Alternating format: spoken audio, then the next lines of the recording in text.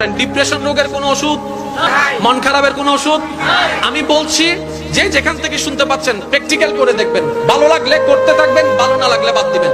আমি প্র্যাকটিক্যাল করেছি সেটা আপনাদেরকে বলছি।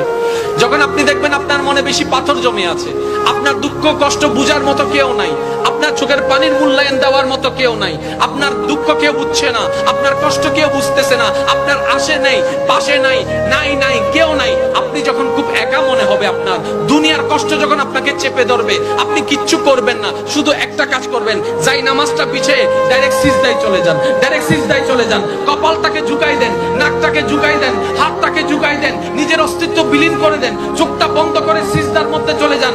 আল্লাহর ওয়াস্তে করে বলছি, কিচ্ছু পড়া লাগবে না, শুধু সিজদার মধ্যে পড়তে থাকেন, সিজদায় পড়ে থাকেন, কান্না করতে থাকেন। ওনাকে বুঝান যিনি আপনি না বললেও সবকিছু বুঝে, ওই রবকে জানান যিনি আপনি না জানালেও সবকিছু জানে। দুনিয়ার মানুষ তো আজকে বললে কালকে চুপ উল্টাই ফেলে, ব্ল্যাকমেল করতে শুরু করে। রব তো সবকিছু জানার পরেও দোষ গোপন করে রেখেছে। ওই রবের দরবারে সবকিছু বলতে থাকেন, 1টা মিনিট 2টা মিনিট 3টা মিনিট, দেখবেন আপনার সমস্যা তখন সমাধান না হলো অন্তরে এমন একটা শান্তি লাগবে যেটা আপনার পৃথিবীর কোথাও খুঁজে পাবেন না। সুবহানাল্লাহ।